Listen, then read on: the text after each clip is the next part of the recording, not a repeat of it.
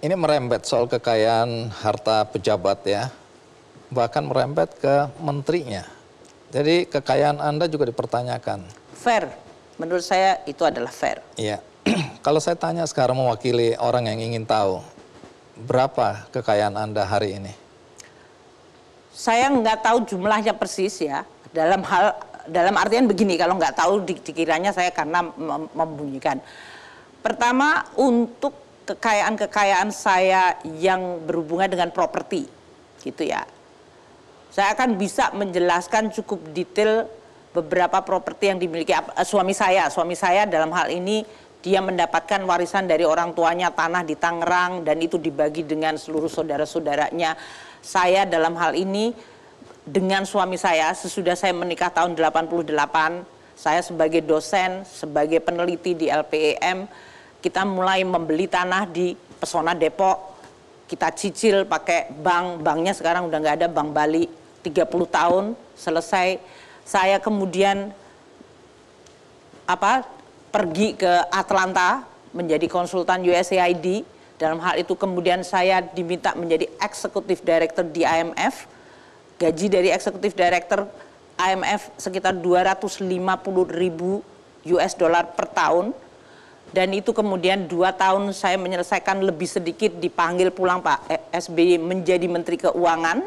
Dalam hal Menteri Keuangan, bahkan waktu itu account saya di Citibank mengatakan kami tidak boleh punya account dari pejabat Indonesia karena takut menjadi sumber money laundering. Account itu sudah saya buka waktu saya di IMF di Amerika Serikat.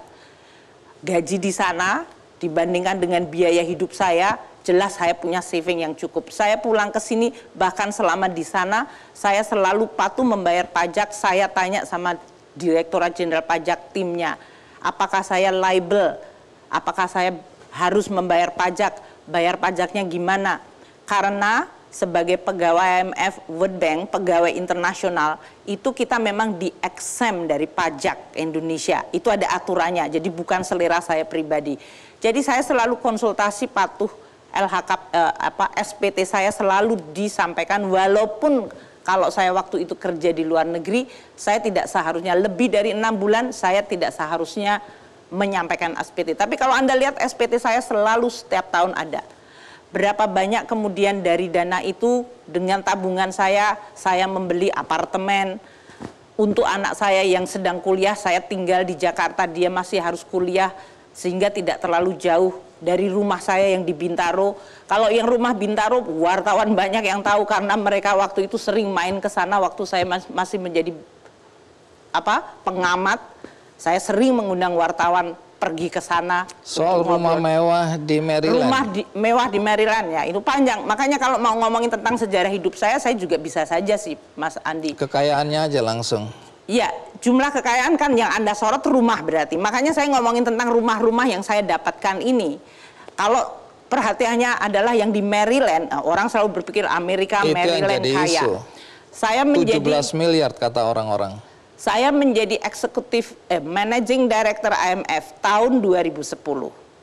Waktu itu saya mengundurkan diri jadi Menteri Keuangan menjadi Managing Director. Saya pernah di IMF 2 tahun pada tahun 2022 sampai 2024 sebelum saya dipanggil pulang jadi menteri. Jadi saya sudah tahu bahwa kalau kerja di World Bank di Washington DC, maka tiap tahun kita akan keluar untuk sewa rumah sekian.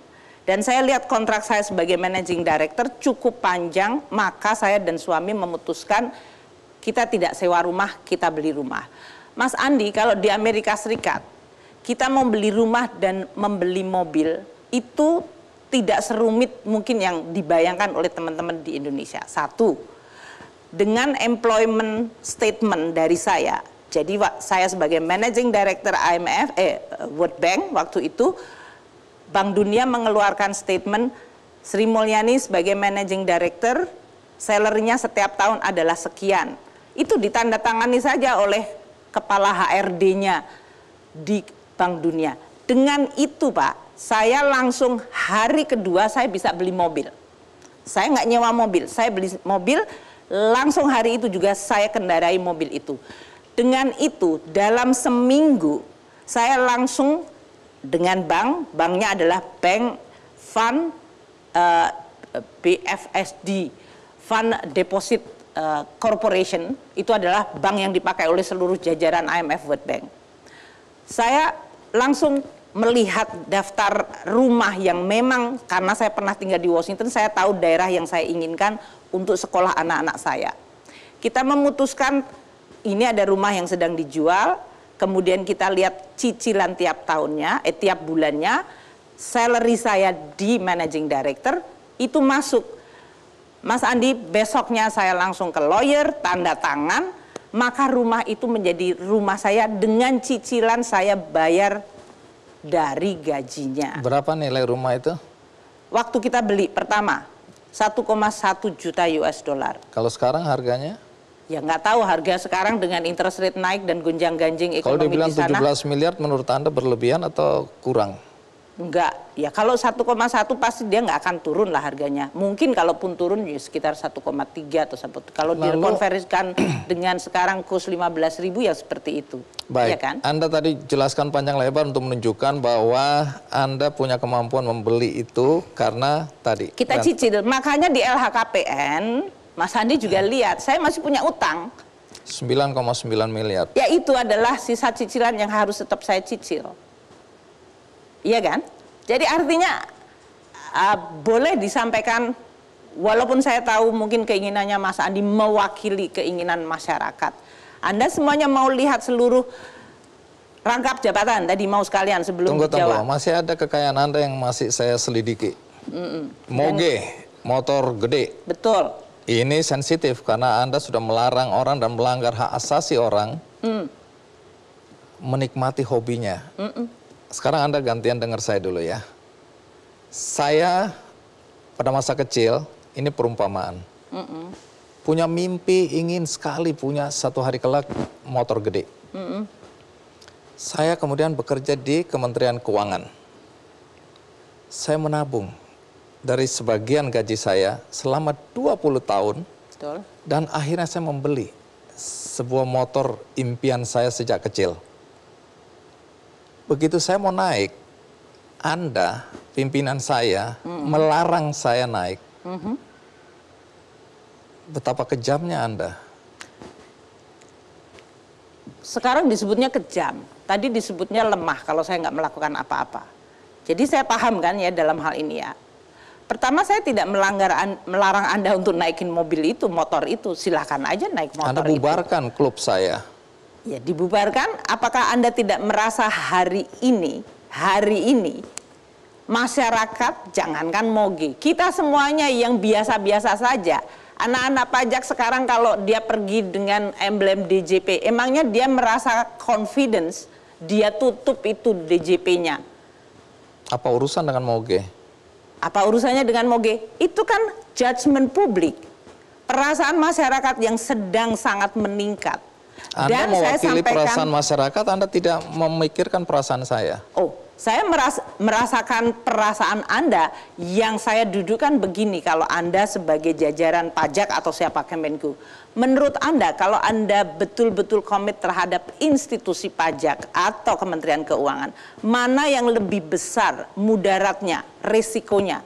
Kita dihabisi semuanya, atau kita menyelamatkan dengan martabat dan dignity kita, dengan menahan hak Anda. Saya tidak mengatakan, di dalam statement saya mengatakan, bahkan kalau motor itu Anda peroleh dengan uang halal dan dengan gaji Anda yang benar, ini hari ini dianggap melanggar kepatutan dan kepantasan.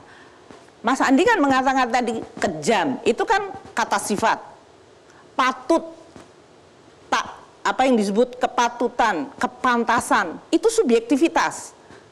Jadi dalam hal ini kita tidak hanya pada tataran objektif membetulkan dan mengembalikan reputasi dan kredibilitas dari Direktorat Jenderal Pajak dan Kementerian Keuangan, kita juga harus bisa mengelola dan menjawab perasaan masyarakat, persepsi masyarakat, subjektif.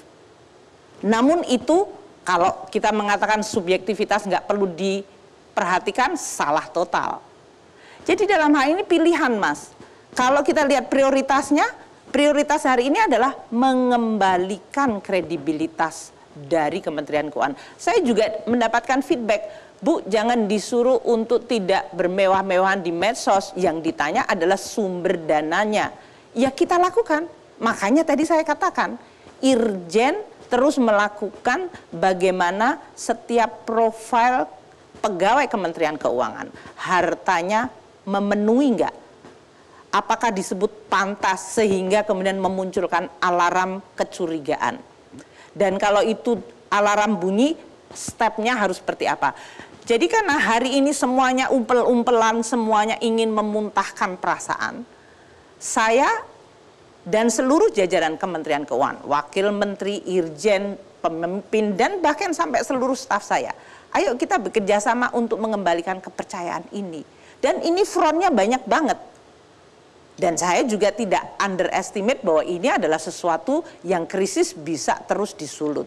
Jadi saya menganggap bahwa ini adalah sesuatu yang harus diselamatkan untuk kepentingan tidak hanya untuk kita, untuk membersihkan nama kita, tapi membersihkan nama dari seluruh Kementerian Keuangan. Jadi ini adalah tugas kita bersama. Dan semua front, Mas, dari mulai yang emosional tadi, judgment, sampai kalau kemudian ini disebut adil atau nggak adil, ini disebut patut atau nggak patut, ini di kredibel atau nggak, langkah kita itu nyata atau nggak, atau ini hanya dianggap lip service, atau ini hanya dianggap sebagai pencitraan, semuanya kan bisa muncul. Fair dalam situasi kita sedang di bawah mikroskop, itu adalah sesuatu yang fair. Jadi nggak usah mengeluh lah, kita kerjain satu demi satu.